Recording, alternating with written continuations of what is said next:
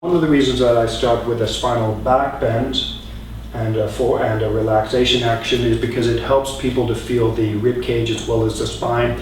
And then from there it's easy to feel, once you've learned a back bend and the opposite movement of forward bend, you can put your awareness in your rib cage. You can then feel your ribs moving away from the front of your pelvis as you back bend, and you can feel them moving towards your pelvis as you front bend. That can be also thought of as you focus on the abs, lengthening the abs and then shortening the abs but keeping them relaxed. So going back to the lifting the chest and lowering it, once that is relatively smooth, it doesn't have to be perfect, it's just, can you feel the action, can you do it with some semblance of control?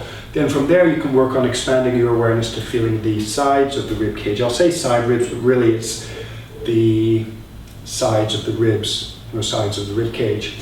So once you can feel your front ribs lifting, and it's a lifting feeling, but it could also be an expanding feeling, like if your fingers were ribs, it'd be like your fingers were moving away from each other. The ribs don't actually move away from each other. It's the change in shape of the rib cage, which makes the spaces slightly bigger. Something like that anyway, but it can feel like the rib cage is expanding. It's actually the ribs sliding with respect to each other that changes the tension in the tissue between the ribs. So what you can do while lifting the rib cage and lowering it is focus on feeling the fronts of the ribs lift and lower, expand and relax. And then you can try and expand that feeling to the sides of the rib cage. And movement may change slightly, but the idea is to not just feel the front ribs, but also to feel the side ribs. So you could feel the front rib cage, try to feel the side ribs expanding, lifting as well, and then relax. And the bigger you make the movement, oftentimes I'll get people who just do like this and then like this. It's a bit harder to feel. So if you make the move more maximal, so lift the rib cage and then sink it down, keep sinking it down. So you're really bending your thoracic spine forwards and then bending it backwards, so you're opening the rib cage. The bigger you make the movement, the easier it is to feel your ribs and your spine. And then the easier it is to feel your side ribs. So you lift the front ribs and then you can start to feel the side ribs lifting and then relax.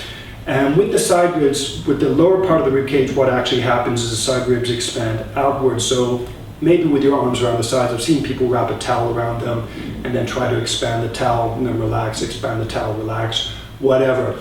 But you could just put your hands on your lower ribs, lower side ribs, lift and relax, and try to lift your ribs so they move away from the pelvis and relax. So that's something you can experiment. You could maybe try, if you actually bend your spine forward, your thoracic spine forward, you may find it easier to expand the side ribs and then relax, expand and relax. So change with different shapes of the thoracic spine, either bend backwards or bend forward. See if it makes it easier to feel your side ribs. Then from there, I hope the obvious conclusion is learning to feel the backs of your ribs as well, right around here. And this was actually something I used to focus on a lot, lifting the back ribs and lowering or lifting the backs of the ribs. But generally the exercise is the same. Once you can feel your side ribs, expand your awareness to include the back ribs as well. And here again, change the position of your spine. If you're having difficulty trying it with the spine bent backwards, and with the spine bent backwards, you could try chest, side ribs, back ribs, relax. If that's too difficult, try it with the spine bent forward, chest, side ribs, back ribs, and relax.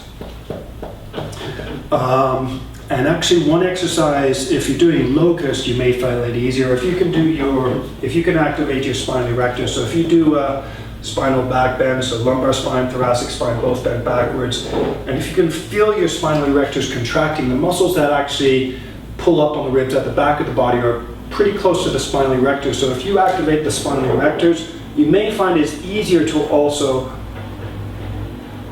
draw your back ribs up at the same time. The levator costalis are pretty close to the spinal erectors, and those are the muscles you're trying to activate to create sensation at the back of the rib cage.